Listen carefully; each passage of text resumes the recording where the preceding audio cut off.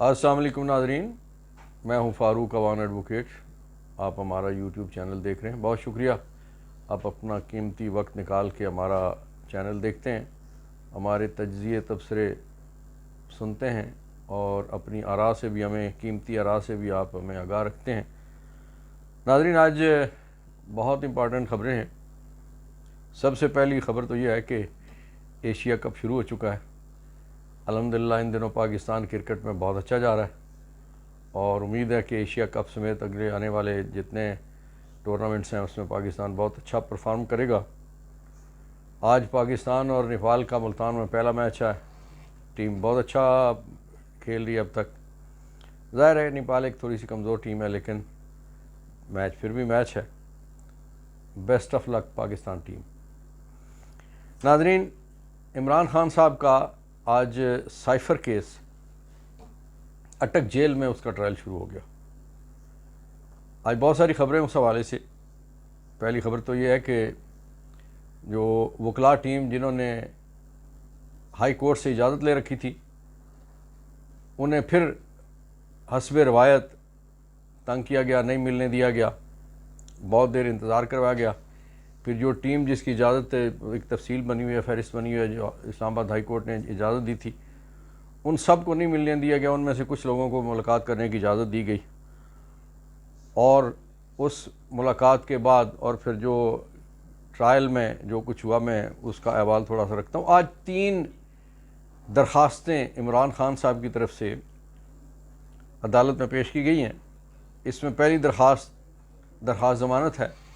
اور دوسری jail trial کے خلاف درخواست ہے، اور تیسری درخواست ہے اوپن ٹرائل کروانے کے لیے۔ میں تھوڑی سی باقی تفصیل آپ کو دے دوں کہ آج جب یہ معاملہ شروع ہوا، عدالت میں کیس شروع ہوا، تو وہاں جب ابتدائی گفتگو ہوئی اور عمران خان صاحب کی طرف سے وکلاء نے یہ کہا کہ چوری چھپے اندھیری رات میں عمران خان صاحب کو سائفر کیس میں گرفتار کیا گیا اور انہیں میجسٹریٹ صاحب کے سامنے یا ٹرائل کورٹ کے سامنے لائے بغیر ان کا جوڈیشل ریمانڈ حاصل کیا گیا۔ تو اس موقع پہ جج صاحب نے عمران خان صاحب سے پوچھا کہ کیا آپ کے علم میں تھا کہ آپ کو گرفتار کیا جا رہا ہے، اور کیا آپ کے علم میں تھا کہ آپ کا ریمانڈ لیا گیا ہے؟ تو عمران خان صاحب نے کہا کہ مجھے تو ابھی آپ کی اس گفتگو سے پتہ چل رہا ہے، میری چونکہ باقی تو رابطہ کسی سے نہیں ہے، تو ابھی یہ مجھے پتہ چل رہا ہے کہ مجھے گرفتار کیا گیا اور میرا کوئی ریمانڈ بھی لیا گیا ہے۔ تو جج صاحب نے کہا کہ ایف آئی اے والے میرے پاس فزیکل ریمانڈ کے لیے آئے تھے، تو میں نے انہیں کہا کہ فزیکل ریمانڈ ملزم کو پیش کیے بغیر تو میں نہیں دوں گا، ضابطہ اجازت نہیں دیتا۔ تو پھر اس پہ فزیکل ریمانڈ کی بجائے جوڈیشل ریمانڈ میں نے دے دیا۔ ناظرین، ضابطے کے مطابق ہوتا یہ ہے کہ اگر بندہ جسمانی ریمانڈ پہ ہو تو اس دوران درخواست ضمانت دائر نہیں کی جا سکتی، اور اگر فزیکل ریمانڈ کی بجائے جوڈیشل ریمانڈ ہو تو 497 سی آر پی سی کے تحت فوری طور پہ درخواست ضمانت دائر کی جا سکتی ہے۔ اب عمران خان صاحب کی طرف سے درخواست ضمانت دائر کر دی گئی ہے، جس پہ 3 تاریخ کو بحث ہونی ہے، اور دوسری درخواست جیل ٹرائل کے خلاف ہے۔ ناظرین، پاکستان میں آپ تھوڑی سی جوڈیشل ہسٹری پہ اگر جائیں تو زیڈ اے بھٹو ٹرائل سے لے کے ریسنٹلی آخری جو ٹرائل شہباز شریف کے خلاف ہی ہوتے رہے، اس میں درمیان میں محترمہ بینظیر بھٹو صاحبہ کا ٹرائل تھا، پھر محترمہ بینظیر بھٹو کی شہادت کا ٹرائل تھا، پھر شاہد خاقان عباسی کچھ عرصہ وزیر اعظم رہے، ان کا بھی ٹرائل تھا، نواز شریف کا ٹرائل تھا، شہباز شریف کا ٹرائل تھا، اور سابق صدر اور جنرل مشرف صاحب، ان کا بھی ٹرائل چلتا رہا۔ یہ سارے کے سارے وزراء اعظم کی اور صدور پاکستان کے یہ ٹرائل جو تھے، یہ سارے کے سارے اوپن ٹرائل تھے، لیکن عمران خان صاحب کا جیل ٹرائل کرنے کا صرف ایک ہی مقصد ہے اور ایک ہی مدعا ہے اس کے پیچھے، کہ انہیں عوام سے دور رکھا جائے، وکلاء سے دور رکھا جائے، پبلک ایٹ لارج سے دور رکھا جائے، ان کی تصویر کسی میڈیا پہ نہ آئے، کسی اخبار میں کوئی خبر نہ چھپے، اور ان کے لیے لوگ کوئی باہر نہ نکل سکیں۔ ظاہر ہے جیل میں سوائے محدود 2-4 لوگ، وہ بھی دنوں کے بعد ملاقات ان کی ہوتی ہے۔ ناظرین، آج جو پیغام عمران خان صاحب کی طرف سے قوم کے لیے آئے، وہ کیا پیغامات تھے؟ بڑے حوصلہ افزا پیغامات ہیں۔ پہلی بات تو یہ ہے کہ آج بڑے عرصے بعد عمران خان صاحب کی درخواست منظور ہوئی کہ انہیں قلم اور کاغذ فراہم کر دیا گیا ہے۔ انہوں نے پہلے دن سے یہ ڈیمانڈ کی تھی کہ مجھے کاغذ قلم دیا جائے، میں بے شمار چیزیں یادداشتیں سارا کچھ لکھنا ہوتا ہے۔ تو یہ ان کی بات نہیں سنی گئی، لیکن اب چونکہ وہ قیدی سے حوالاتی کا سٹیٹس چینج ہو گیا ہے تو اس لیے آج انہیں پہلی دفعہ کاغذ قلم ملا۔ پھر اپنے وکلاء سے عمران خان صاحب نے انہیں بتایا کہ جتنی کتابیں اور جو قرآن کریم انہیں مختلف دیے گئے تھے وہ سارے ان کا مطالعہ کر چکے ہیں، قرآن کریم کا بھی ریپیٹڈلی، اور وہ ساری کتابیں پڑھ چکے ہیں۔ انہوں نے کہا کہ اور کتابیں مجھے دی جائیں، میں چونکہ میرے پاس ایسا وقت ہے تو میں دین کو بہت قریب سے اسٹڈی کر رہا ہوں، اور ہسٹری کو بھی، دنیا کی ہسٹری کو بھی میں بہت اچھے طریقے سے مزید اسٹڈی کرنا چاہتا ہوں، جو کتابیں میں نہیں پڑھ سکا وہ پڑھنا چاہتا ہوں۔ تو یہ ہے کہ اس دوران جو وکلاء نے بتایا، انہوں نے کہا کہ خان صاحب نے ایک تو یہ کہ جو پشاور کے پی کے جو انتخابات میں پی ٹی آئی کی کامیابی ہوئی، اس حوالے سے بتایا گیا تو وہ اس پہ خوش ہوئے، اور انہوں نے اس بات کا، اس توقع کا اظہار کیا کہ قوم میرے جو حقیقی آزادی کی لڑائی ہے اس میں میرے ساتھ کھڑی ہے، اور انشاءاللہ ہم کامیاب ہوں گے۔ انہوں نے لوگوں کے لیے حوصلے کا پیغام بھیجا کہ میں کل بھی کھڑا تھا، آج کھڑا ہوں، آئندہ بھی کھڑا رہوں گا، آپ نے میرے ساتھ حوصلے کے ساتھ کھڑے رہنا ہے، اور انشاءاللہ العزیز ہم ایک دن یہ جنگ جیتیں گے۔ انہوں نے کہا کہ افسوس کا اظہار اس بات پہ کیا کہ جو 9 مئی کے حوالے سے 10,000 سے زائد لوگ گرفتار کر لیے گئے۔ خان صاحب کا یہ کہنا تھا کہ جب تک کوئی سازش نہ ہو اس وقت تک یہ ممکن نہیں ہے کہ اتنے بڑے لوگوں کو پورے پاکستان میں سے گرفتار کر لیا جائے، اٹھا لیا جائے، اور یہ پوری ایک پلاننگ تھی، ایک ترتیب تھی جس کے تحت لوگوں کو اٹھایا گیا۔ تو اس حوالے سے انہوں نے افسوس کا اظہار کیا کہ بالخصوص خواتین ہیں، بزرگ لوگ ہیں، اور بے شمار اور نوجوان ہیں، اور جن میں بڑے غریب گھرانوں کے لوگ بھی ہیں، بچے بھی ہیں، اور پڑھنے لکھنے والے بچے بھی ہیں جن کا تعلیمی سال بھی ضائع ہو رہا ہے۔ اس حوالے سے انہوں نے افسوس کا اظہار کیا، اور باقی انہوں نے قوم کو حوصلہ دیا کہ انشاءاللہ یہ،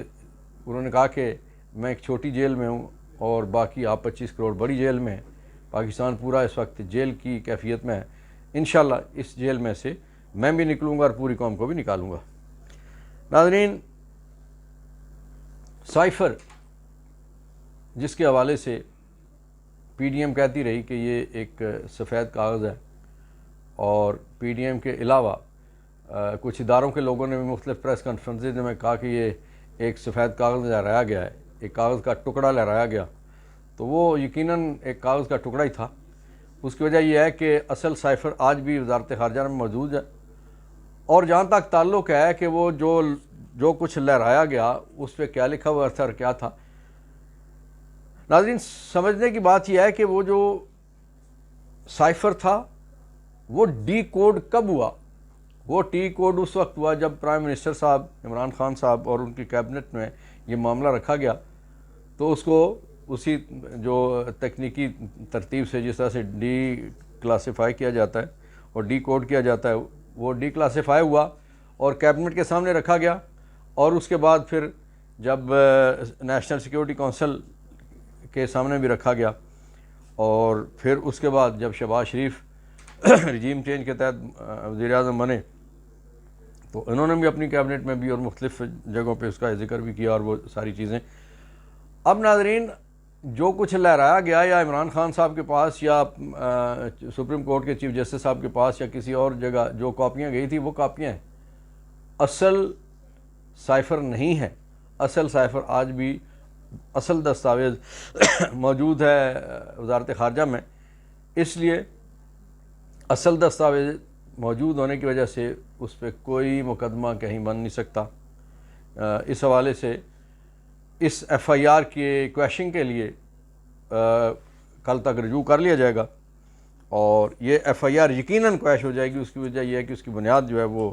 بڑی کمزور ہے۔ ناظرین، امریکہ بھی اس سائفر کے حوالے سے اپنا موقف دے چکا ہے۔ جب پاکستان کی طرف سے ڈیمارچ دیا گیا تو اس وقت جواب میں امریکن گورنمنٹ نے اپنا موقف دے دیا، اور ابھی آپ نے دیکھا کہ سائفر کے حوالے سے کہ امریکہ تک جب معاملات کھلے اور پھر ان کی ایک نیوز ایجنسی نے یہ ساری چیز اوپن کر دی، تو چیزیں بس خفیہ کوئی نہیں رہ گئی۔ اب صرف یہ ہے کہ عمران خان کو سزا دینے کے لیے ایک کہانی بنائی گئی ہے جس کی بنیاد کچھ نہیں ہے، بے بنیاد ہے، بے وقت ہے، اور آج نہیں تو کل انشاءاللہ العزیز وہ معاملہ جو ہے وہ عدالتوں سے ختم ہو جائے گا۔ ناظرین، یاد رکھنے والی بات یہ ہے کہ سیاست میں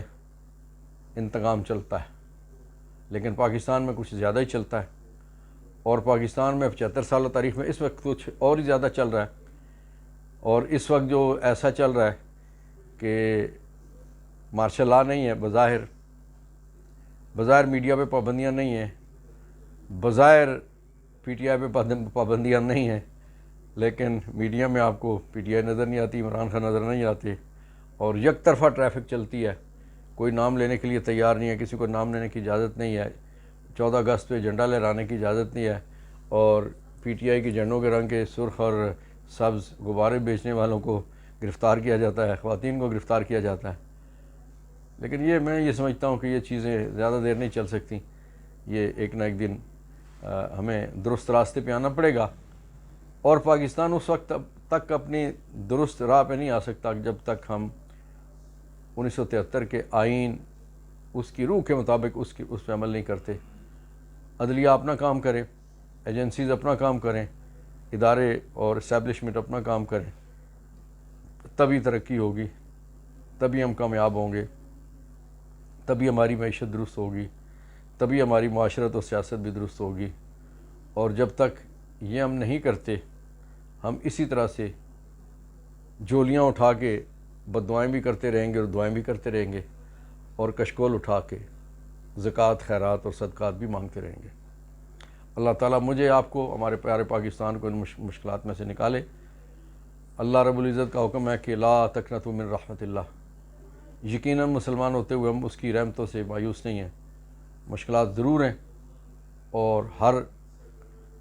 مشکل کے ساتھ آسانی بھی ہے قرآن کریم کی زبان میں، کہ جہاں مشکل آتی ہے وہاں اللہ تعالیٰ آسانی بھی بھیجتے ہیں۔